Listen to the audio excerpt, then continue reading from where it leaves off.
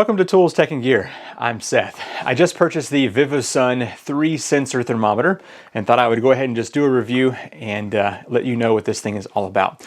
I paid a little over $25 for it, I believe. So let's go ahead and open the box and see what all comes in here. I purchased this thermometer because I need to know what my outdoor power shed temperature is before I put some lithium iron phosphate batteries out there.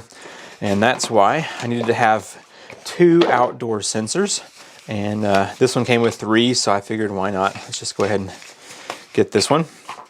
So it is the Vivosun wireless thermometer and hydrometer, including 3 outdoor sensors. So it does also have the batteries included.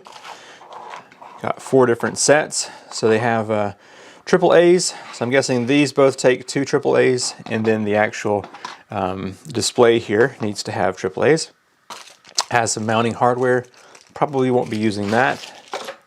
Also has an instruction booklet. For today's video, I'm going to be using 2 of the outdoor sensors. I'm going to go ahead and put batteries in those, and then also in the main display here. So you get these batteries opened up, and we will see what it's like to install them here.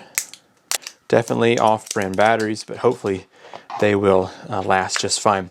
The instruction booklet says that the outdoor sensors are waterproof, so you can hang them in the rain, but it does recommend that you put these in a place that has shade and weather, out of the weather, just to make the sensors last longer.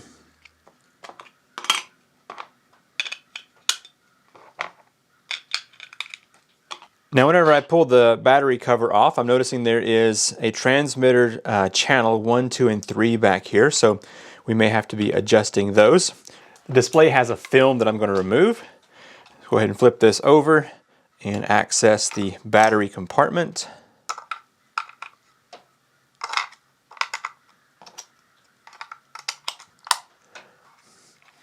And looks like we already have some activity here. Okay, yes, I'm going to go ahead and set this one right here to channel 2 by flipping the little switch in here, just moving it forward just a little bit. And now that one is going to be displaying on channel number 2. So we have channel 1 right here, channel 2, and if I want to see those, I can adjust it here in my display. So let's go ahead and take a look at the display here. So it does have the outside on the top up here. The inside is down below. So if I want to check the temperature of one of these, I can just click quickly the channel.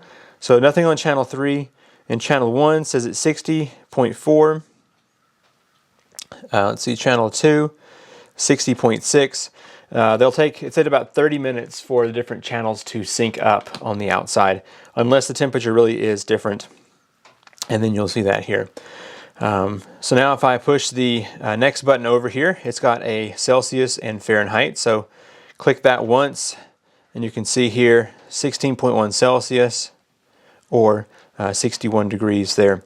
So inside, which is the same right now as outside, is 61.3, 77% humidity. And then if I change over here to the other one, it's got 80% there. So they're real close. So it may take a little while for everything to equalize here. There's also a backlight button. You can press that.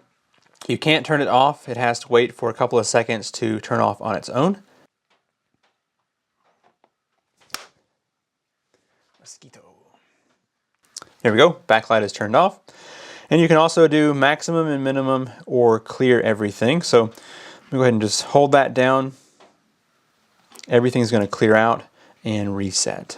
The instruction booklet says you can mount these outside, either on a wall using this little detachable clip here, which then will reattach just like that. It seems like it'll hold it decent enough. You can also tie this to a string and let it hang down.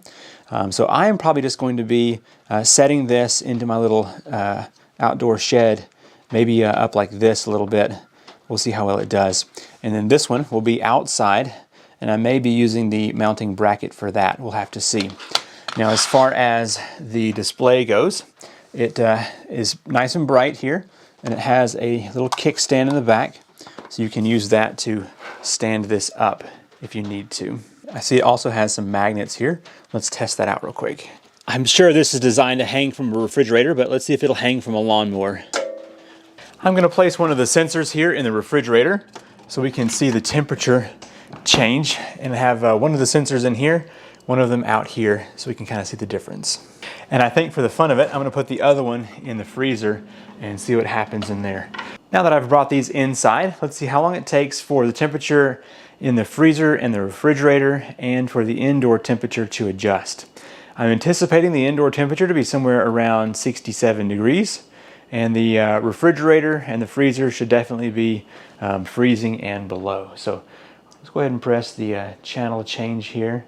So one temperature still says 62, and then the other one says 60, and it has moved up to 63 inside. It's been about 10 minutes. Let me turn on the backlight. The inside temperature is 65.1 degrees at 67% humidity. The outside sensors keep rotating back and forth.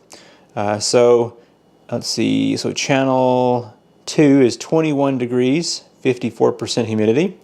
And then channel 1, 45 degrees, 72% humidity.